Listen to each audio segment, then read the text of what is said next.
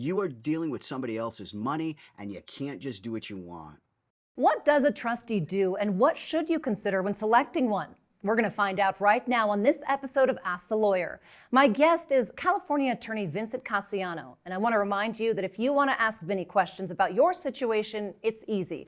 Go to askthelawyer.com and click the button up top that says Ask a Lawyer, or you can always call the phone number you'll see at the top of the screen. Vinny, thanks for joining us today.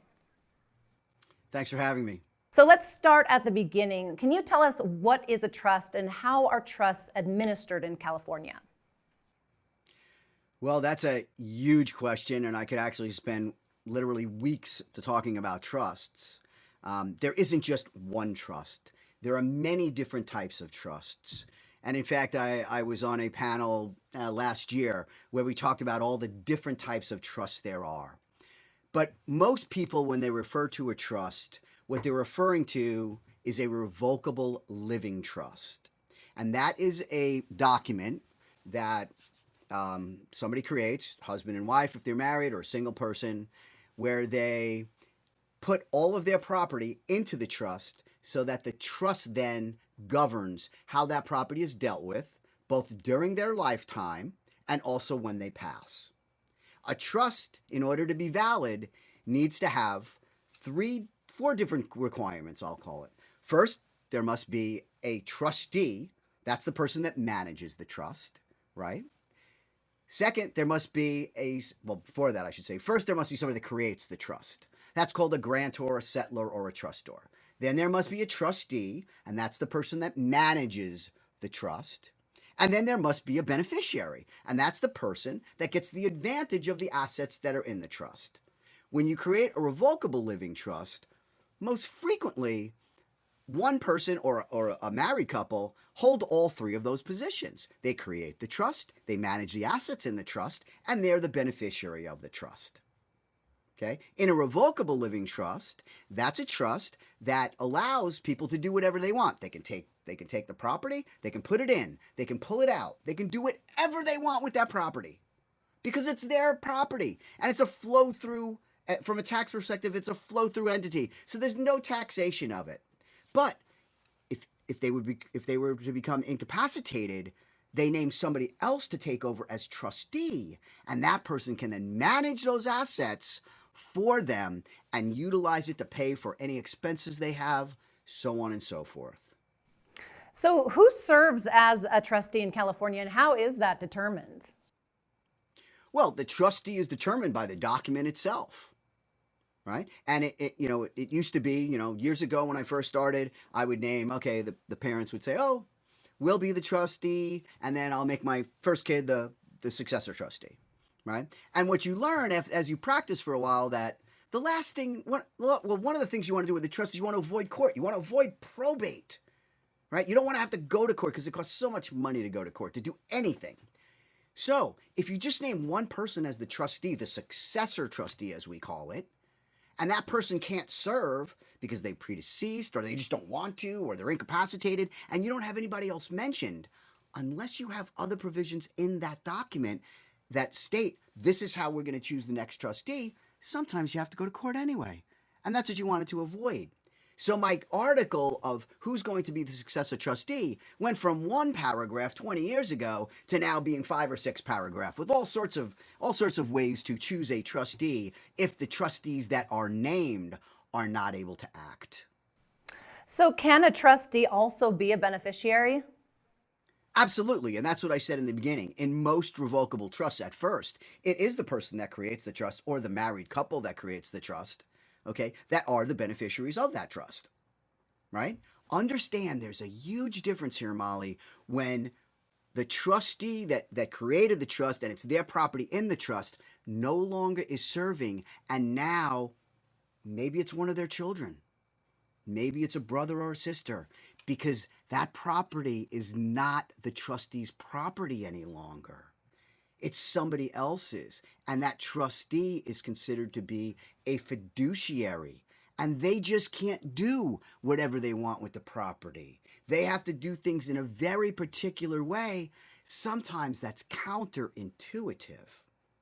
And in this day and age of litigation and going on, and as you know, the longer I practice in this area and the more disputes I've become involved in, one of the things you realized is even where you have a married couple that have the trust, there are sometimes that the surviving spouse has to be careful on what they do with the property because the children may start to complain that that surviving spouse, maybe it's a parent, maybe it's a blended family, they're not doing the right thing.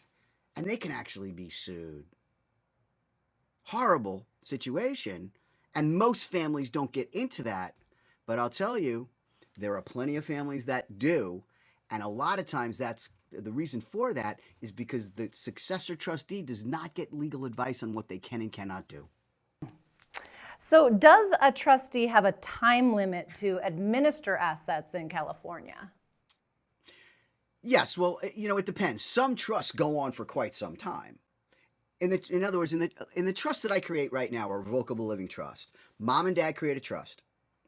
When they pass away, then sub-trusts are created for the children, where their share of the inheritance filters down into these trusts for the children.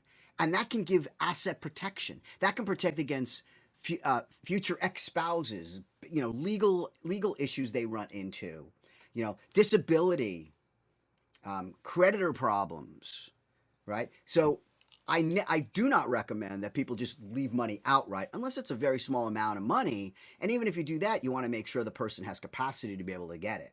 Okay. But if we just have the revocable living trust and mom and dad created and they die, a notice of trust administration is supposed to go out within 60 days. That means that anybody that is mentioned in that trust, any of the heirs, are entitled to get a notice under our probate code, 160.16.7, that says, hey, this trust is now irrevocable. It's no longer a revocable trust because the people that created it have died and it can't be changed any longer. You have a right to take a look at this trust in the next 120 days. And if you don't like what it says, if you want to object to it, you can. You can object it for a million reasons. You don't think it's valid. There were changes made right at the end of life. The person that did it didn't understand what they were doing when they signed it.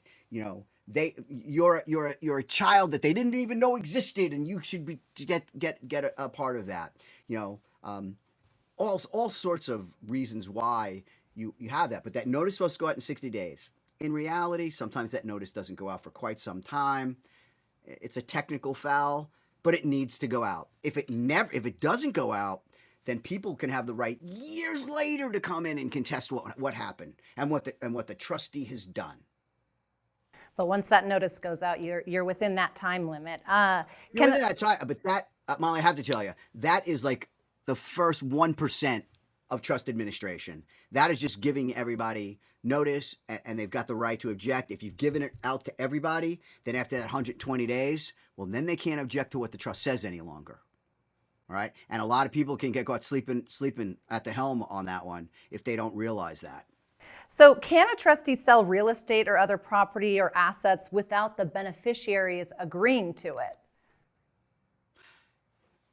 In essence, the trustee can sell the property without the beneficiaries agreeing to it, but they are opening themselves up to a large amount of potential liability. There is one of the things that can be done in both probates and trust administrations is there's a notice of proposed action that can be sent to all of the beneficiaries. And I utilize this every week in all the trusts I do, especially if there's going to be a sale of real property. What we do is we tell the beneficiaries, hey, we're about to sell this piece of real property. Here are the terms of the sale. Who is buying? How much is it being sold for? Who is buying it? What are the commissions? What are the costs? All sorts of different things. And they have the right then, after they get this notice, to object. In probates, they have 45 days, which is a long time. Excuse me, in trust administration, they have 45 days. In probates, they only have 15. Now, the beneficiaries can consent to the action. They can say, oh, I agree, so you don't have to wait the 45 days. But if you wait 45 days and nobody's objective, that's as if they've consented, and that covers that trustee from any liability that a beneficiary can't come in later on down the line and said, you shouldn't have sold that property to that person or for this amount or how you did it, you shouldn't have done it. Sorry, we gave you the notice of proposed action. You didn't take advantage of your legal rights. You can't now complain that I did something wrong. So what can beneficiaries do if they believe that the trustee isn't fulfilling their obligations? Well, certainly one of the things I send out, I get this phone call, again, another phone call I get a couple times a week, right? I've got a memo that I've drafted where I say, these are the trustee's responsibilities, right? One of the things that people don't understand, if we flip it on its head, if you're a trustee, one of the things you might say, oh, this is an honor. I've been named as the trustee here. But once you find out all the responsibility that you have and the personal liability that you face in these particular situations, you may decide that this is not so much of an honor, but a burden. Okay? Because there's so many things that you have to do. Again, that word fiduciary, Molly, you are dealing with somebody else's money and you can't just do what you want. A lot of the phone calls I'll get from beneficiaries is, my brother's in charge or my uncle's in charge and he's telling me I can't say anything and he can do whatever he wants and he doesn't have to give me any information. That's ridiculous. Absolutely ridiculous. One of the first responsibilities of a trustee is to keep the beneficiaries reasonably informed about the administration of the trust. And that includes giving them financial information on what's in the trust, money that's come in, money that's gone out. A full accounting has to be done. And the beneficiaries can demand that that be done in a court-appointed fashion, which is it is counterintuitive. Your tax guy can't do it the way that the court needs it. And it's all geared towards giving beneficiaries enough information so that they can object to what the trustee has done. But again, when I get this phone call, send out this memo to people so they can see this list of things that trustees have to do, right? And then I'll talk to people on the phone about, okay, what have they done?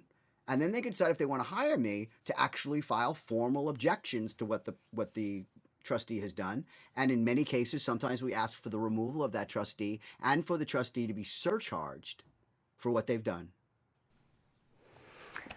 Vinny, thank you so much for taking the time to talk to us and giving us such good information. Oh, you're welcome. It's my pleasure. And that's going to do it for this episode of Ask the Lawyer. My guest has been lawyer Vinny Casiano. I want to remind you, if you'd like to ask Vinny questions about your situation, go to askthelawyer.com, click the button at the top of the page that says Ask a Lawyer, and it will walk you through the very simple process. Thanks for watching. I'm Molly Hendrickson for Ask the Lawyers.